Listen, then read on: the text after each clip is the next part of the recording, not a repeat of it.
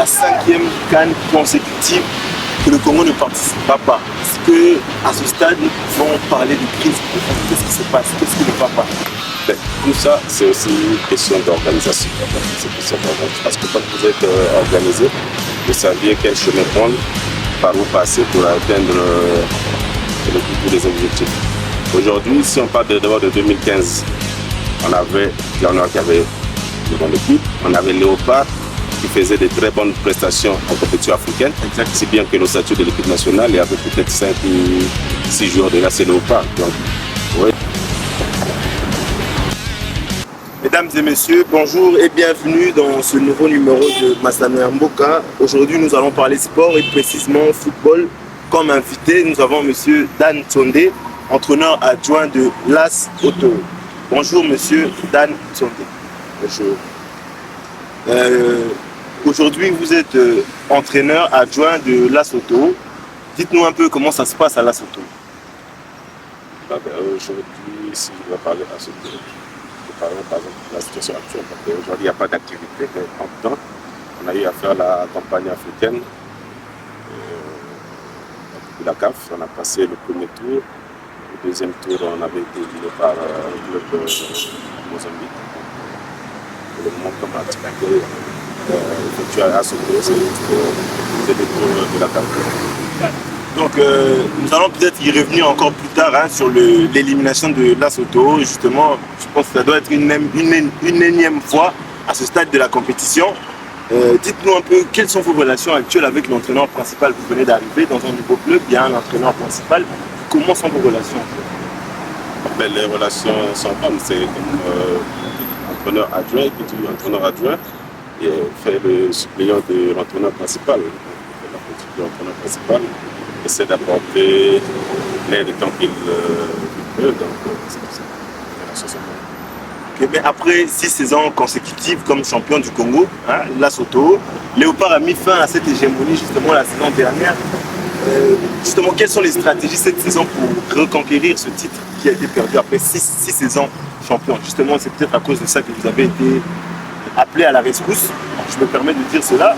Quelles sont les stratégies aujourd'hui que vous allez adopter pour reconquérir votre titre? Le titre. Non, comme vous dites, 6 fois champion Congo, c'est comme un règne. Dans le football, c'est souvent comme ça. Il y a Lyon qui a eu ça, cette épopée-là aussi une fois en Ligue française. Donc il y a toujours ce règne-là. Et puis à un moment, il faut. C'est comme un recyclage. Donc, pour revenir, pour vous relancer. Donc le secret, c'est juste le travail. Pour voir peut-être il faut renouveler un peu le groupe. Il ne faut pas en changeant tous les joueurs. Il faut revoir un peu par rapport au niveau actuel du championnat, par rapport au niveau des adversaires, mais surtout amener l'équipe à un niveau international. C'est le travail. Est-ce qu'on peut parler de fin de cycle aujourd'hui? Parce que c'est une fin de cycle. Avec 6 saisons champion, on peut parler de fin de cycle. Et on peut parler de fin de cycle, comme j'ai dit, fin de cycle pour cette génération peut-être qui avait travaillé pendant ces 6 ans-là. Après, il faut nettoyer la machine comme souvent on fait. Même la voiture, quand vous roulez, à un moment, il faut faire la vidange et passer à autre chose. Donc, c'est un peu dans ce sens-là. Mais je pense qu'on va vite se relancer et reconquérir le titre national, peut-être même la Coupe du Congo si ça se joue. Mais pourquoi l'AS Auto a justement du mal à briller sur la scène africaine? Bon, du mal, c'est peut-être trop dit. Il faut reconnaître que l'AS Auto, c'est une équipe jeune par rapport aux autres clubs de Ligue 1. Et l'AS Auto a eu à faire déjà 2 fois de phase de poule. Donc ça, ce n'est pas à négliger. Après, aujourd'hui, il y a d'autres pays qui essaient de travailler dans les coulisses, sans parler de ça. Et chez nous, peut-être dans l'ensemble, le travail ne se fait pas pour préparer les générations futures dans le sens du football. Donc, tout ça, ça peut aussi être des causes qui font que les équipes congolaises, il n'y a pas de l'AS Auto, n'arrivent pas à faire de bonnes choses en compétition africaine. Là, nous allons parler du Congo. Nous allons quitter la sphère de l'AS Auto. Nous allons parler du Congo. C'est la 5e CAN consécutive que le Congo ne participera pas. Est-ce qu'à ce stade, nous pouvons parler de crise profonde? Qu'est-ce qui se passe? Qu'est-ce qui ne va pas? 5 CAN consécutives depuis la dernière, celle de 2015, le Congo a du mal à se qualifier à la CAN. C'est justement, c'est quoi les causes vraiment profondes de cette situation? Ben, tout ça, c'est aussi question d'organisation. Parce que quand vous êtes organisé, vous saviez quel chemin prendre, par où passer pour atteindre tous les objectifs.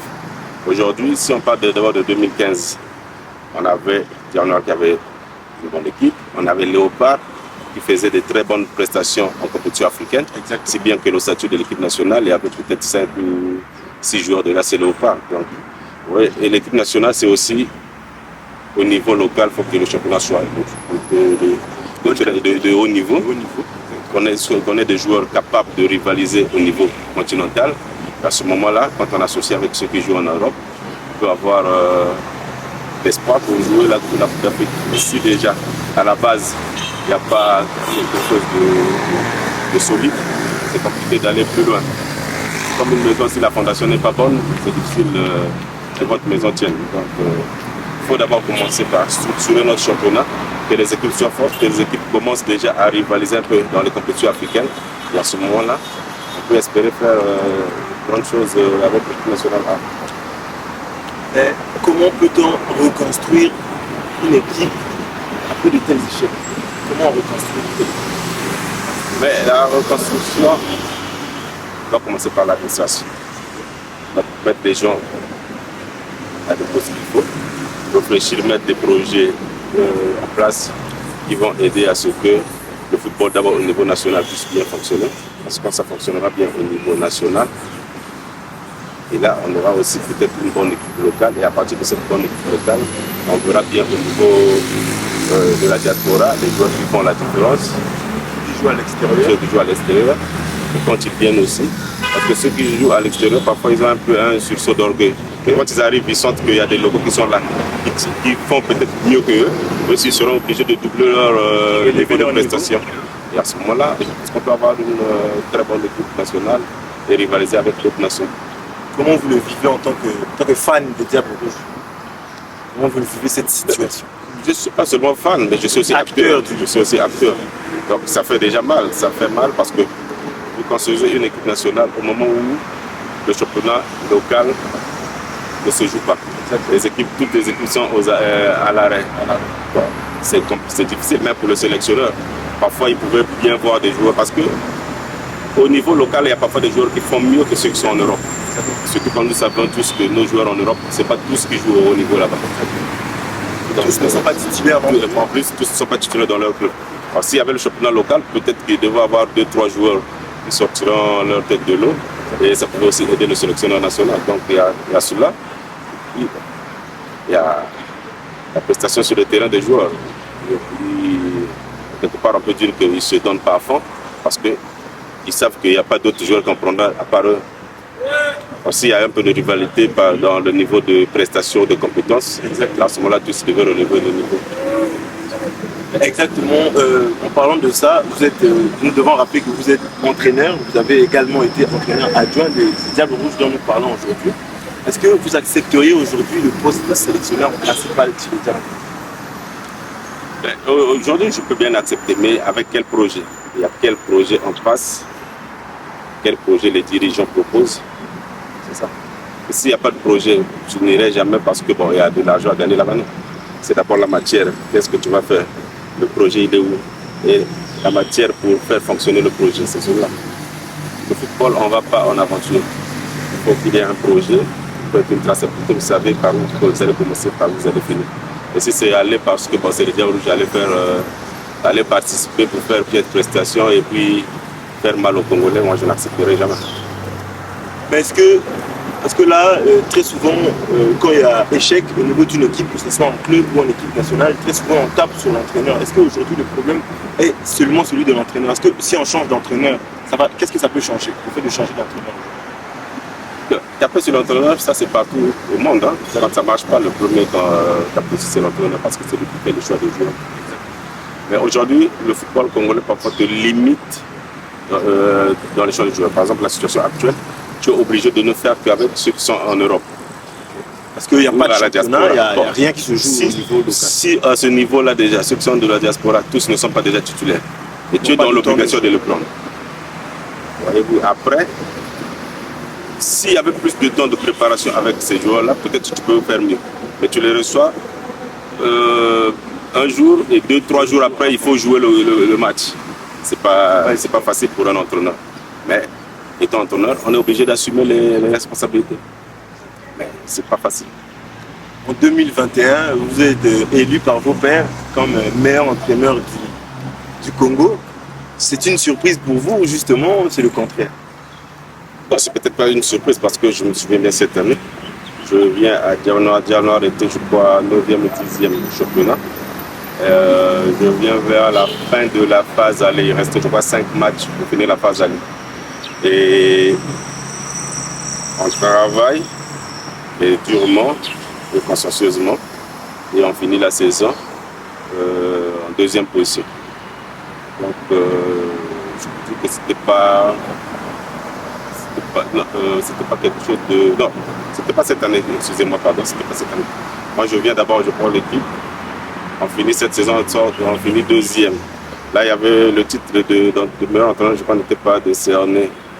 Je crois que ça doit être l'entraîneur de Assoto qui était meilleur entraîneur. Maintenant, la saison qui suivait, c'est là où on a maintenu encore ce niveau de prestation jusqu'à atteindre encore la 2e place, bien que tu étais première du championnat. Mais quand vous voyez les prestations de Dianoir, ce n'était pas les moindres. Et puis Dianoir restait sur 8 ans ou 9 ans sans dépasser le premier tour de la Coupe d'Afrique. Et on l'avait fait. Et on a joué Orlando Pirates ici à Brazzaville aussi. Bon, les prestations étaient quand même de haute facture, même si on était éliminé par Orlando Pirates, qui est une grande équipe. Ceux qui votent ou ceux qui font des choix avaient porté leur choix sur moi. Moi, ça ne m'avait pas surpris parce qu'on avait travaillé durement pour atteindre ce niveau-là. Est-ce qu'aujourd'hui, vous regrettez votre départ de... Je ne regrette rien. Moi, je suis un entraîneur, c'est le football. Donc, le football ne se limite pas à Dianoir, ne se limite pas aussi seulement au Congo. Donc, partout où je peux pratiquer le football, je le pratiquerai dans le bon sens. 10 ans déjà que vous entraînez au niveau professionnel. Vous êtes passé par l'Ajax de Wendé, Patronage, Jeunesse sportive de Talanga, Diable Noir et désormais Assoto. Quels sont vos plus gros souvenirs en club Les gros souvenirs, que je peux dire, déjà avec Patronage, qui n'était pas à ce moment-là l'équipe du top 10 d'abord. On a réussi quand même à emmener l'équipe, je crois, dans le top 5 et à jouer même les demi-finales de la Coupe du Congo face à Léopard qui était à cette époque-là très très fort. On a été éliminé en demi-finale mais sans perdre. On a été éliminé parce qu'ils ont marqué un but chez nous. Chez eux, on avait fait 0-0 et à Brazzaville, on a fait 1-1. Et donc leur but leur permettait d'accéder en finale. Déjà, ça c'était quelque chose de bien parce que Patronage avait joué la finale en 2005 comme ça. Donc c'était 10 ans après. Non, 12 ans après qu'on jouait les demi-finales de la Coupe du Congo. Après, il y a les 2 ou 3 fois qu'on a joué deux fois qu'on a joué les phases de poule avec Dianoir. Ça aussi, c'est des succès quand même que je peux reconnaître. Après, quand je suis publicité meilleur entraîneur, ça également. Après, à la Coupe du Congo qu'on a gagné avec Dianoir, bien sûr. Et après, il y a le fait que j'ai accédé à l'équipe nationale A par la demande de notre sélectionneur Paul Fuit qui était ici au Congo. Quand il arrive, il avait un adjoint européen, je crois belge, et il souhaitait aussi avoir un adjoint local. C'est là où il porte les choix sur moi. Et avec lui, j'ai pu faire 3 matchs. Sur les 3 matchs, on a gagné 2. Une fois contre la Gambie, l'autre fois contre le Soudan du Sud, et on a perdu un match aussi contre le Soudan du Sud aussi ici à Brazzaville. Le match retour, n'est-ce pas? Dans le match aller qu'on avait perdu ici, et on a gagné le match retour là-bas. Non, quel commentaire pourriez-vous faire en tant qu'acteur du football du bras de fer qui se joue en ce moment entre la commission ad hoc, la LINAFOOT et l'ancienne administration de la FECO. Comment dirais-je, cette situation qui bloque, qui paralyse le football au Congo, quel commentaire pourriez-vous faire en tant qu'acteur? Le commentaire que je peux faire, c'est que ceux qui sont en plein combat ne voient pas l'intérêt national. Moi, je dirais que voir l'intérêt, parce que quand vous voyez l'intérêt national, vous ne pouvez pas handicaper quelque chose qui appartient à tous les Congolais. Vous pouvez faire une guerre, mais sans handicaper le bien commun. Vous faites votre guerre administrative pendant que ceux qui travaillent doivent travailler. Après, vous trouvez des compromis ou des solutions pour pallier à ce qui vous dérange. Mais quand vous handicapez tout le pays comme ça veut dire que vous n'avez pas aucun souci pour cette nation dans le domaine du football. Il y aura bien sûr des conséquences. Quelles seront ces conséquences sur les échéances à venir, par exemple? Mais déjà, les conséquences en premier lieu, il y a les juniors, l'équipe nationale junior qui doit participer à une compétition. Déjà, il n'y a pas de championnat. Je ne sais pas comment les sélectionneurs feront pour avoir des joueurs. Il y a l'équipe du Chan aussi qui doit se préparer. Je ne sais pas comment ils feront parce qu'il n'y a pas de championnat local. On est en train de s'arranger à vivre un échec. Mais lesquels qui s'arrangent, ce sont ceux qui sont en conflit. Parce que la population ou les joueurs sont bien disponibles à participer à la fête, mais ils n'ont pas la possibilité de travailler, de se préparer. Donc l'échec est prévisible. Tout comme on peut se qualifier, mais cette qualification sera un fait d'hasard. Il n'y aura pas de constance, il n'y aura pas de bonne suite. Il n'y a pas de préparation, c'est comme à l'école, tu ne te prépares pas, tu ne vas jamais t'admettre à l'examen. Après, tu peux t'admettre, ça sera peut-être une chance, mais après, pour défendre ton niveau, ça sera compliqué. Donc là, nous pouvons parler de danger d'avenir du football congolais. Mais bien sûr, l'avenir, bien sûr, au football, on ne triche pas. Au football, on ne triche pas. Je ne sais pas si vous avez même vérifié sur le Maroc avait mis un projet en place et 9 ans après, le Maroc a gagné le CHAN, le Maroc a joué les demi-finales, je pense, de la Coupe du Monde. Et chez les dames aussi, le Maroc a fait de très bonnes choses. Et même avec les clubs, Berkane a gagné la Coupe d'Afrique, le WAC a fait des surprises aussi en Afrique. Ouais, donc c'est un fruit de la préparation. Ils ont des grands centres de formation là-bas, ils ont un championnat bien organisé. Tant qu'il n'y a pas d'organisation, vous ne pouvez pas espérer avoir de bons résultats. Vous pouvez avoir des résultats hasardeux, et sur la durée, vous ne tiendrez jamais. Donc, merci de rester fidèle à Congo Actuel. Merci de vous abonner, de liker, de partager surtout cette émission. Nous sommes en présence de l'actuel entraîneur adjoint de Lesotho, Monsieur Tsondé Dan. Justement, quel est votre mot de la fin par rapport à tout ce que nous venons de parler justement à l'instant? Qu'est-ce que vous avez à dire comme mot de la fin? Quel message pourriez-vous passer par rapport à la situation actuelle du sport congolais en général? Parce que nous parlons football aujourd'hui, c'est le sport en général au Congo qui est à l'arrêt, et c'est triste et c'est malheureux. Qu'est-ce que vous pourriez dire par rapport à ça? Ce que je peux dire, c'est qu'aujourd'hui, il faut prendre conscience, prendre du recul, et même ne pas peut-être hésiter à copier le modèle de ceux qui ont déjà réussi. Même parce que même dans les études, quand on fait des recherches, on va toujours lire des ouvrages qui ont été publiés par certains acteurs pour prendre quelques connaissances et faire son mémoire, peut-être toute sa thèse de doctorat. Donc dans le football aussi, on peut faire la même chose. Nous, on ne réussit pas à parvenir ou à s'organiser. On peut voir avec d'autres pays qui ont déjà réussi, copier le modèle, le mettre en place et avancer dans ce sens-là. Il ne faut pas avoir honte Dans l'apprentissage, il n'y a pas de honte. Il faut toujours apprendre auprès de celui qui a déjà réussi, qui a déjà vécu ce que vous voulez atteindre. Et donc, aujourd'hui, on est obligé d'apprendre ou de copier le modèle, mais en étant sérieux, en évitant les querelles que nous sommes en train de vivre aujourd'hui au football. Parce que ça ne nous entraînera nulle part sauf aux échecs ou à des sanctions, au cas où la FIFA ou la CAF prendrait des sanctions. Exactement. Et d'ailleurs, c'est ce qu'elle s'apprête à faire si peu de temps. Mais j'ai une dernière question à vous poser, coach. Ce message, moi, je m'adresse plus à tous ces jeunes qui rêvent de devenir footballeurs, qui se disent aujourd'hui, nous allons nous donner, nous allons nous battre pour pouvoir réaliser notre rêve, mais en voyant l'état actuel des choses au Congo, est-ce que ces jeunes-là ne risquent pas de faire un mauvais choix, par exemple, d'avenir? Parce qu'il y a des parents qui ne veulent pas voir leurs enfants jouer au foot à cause de plusieurs réalités. Et aujourd'hui, nous les vivons au Congo. Quel message pourriez-vous donner, que ce soit aux parents ou aux jeunes qui veulent se lancer dans le football, malgré les péripéties actuelles? Bien, aujourd'hui, quand on rêve de devenir quelque chose, bien de faire quelque chose, c'est par rapport à ce que vous avez vu de ceux qui sont déjà passés par là, ce qu'ils ont réalisé. Aujourd'hui, les parents qui refusent n'ont pas tort parce qu'ils ne voient pas l'avenir du football congolais. Ils ne voient pas ce qui fait rêver. Mais dans le football en général, le rêve il est là parce que dans d'autres pays, il y a ceux qui excellent, ceux qui gagnent leur vie, ceux qui changent même les vies de leur famille à partir du football.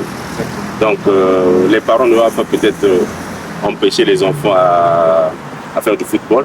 C'est bien que même la FIFA exige que le football, surtout des jeunes, soit fait avec des études obligatoires pour les jeunes. Football et études, parce que tu peux réussir par le football sur le terrain, mais tu peux réussir aussi d'une autre manière. Dehors des terrains, voilà. À travers le football. Parce qu'aujourd'hui, je prends par exemple, aujourd'hui tu es devenu journaliste, mais si tu ne connaissais pas le football ou le sport, c'est difficile d'être un bon journaliste sportif. Mais si tu as déjà été dedans, facilement tu sauras comment exercer. Après, tu fais football études, parce que le football, tu peux aussi être grand joueur ou grand talent prometteur. Après, il y a des blessures. Tu peux te fracturer la jambe et qui ne te permet plus de jouer. Mais si tu avais abandonné les études, tu deviens dans la rue. Et si tu as étudié, tu peux changer de filière. Donc voilà pourquoi la FIFA exige que les jeunes fassent football et études. Parce qu'on ne sait pas ce que vous allez devenir demain. C'est un plaisir de vous avoir reçu chez Congo Actuel. Coach, j'espère que c'est la première d'une longue série. Nous allons nous avoir régulièrement sur ce plateau pour parler football, pour parler sport. Donc je vous souhaite le meilleur par rapport à vos activités, par rapport au foot, et je souhaite également que les problèmes du foot actuel soient résolus afin que votre métier, votre travail soit pratiqué de la façon dont il faut. Et puis nous souhaitons bon vent au football congolais. Merci beaucoup, coach Dan. C'est moi qui vous remercie. Merci beaucoup.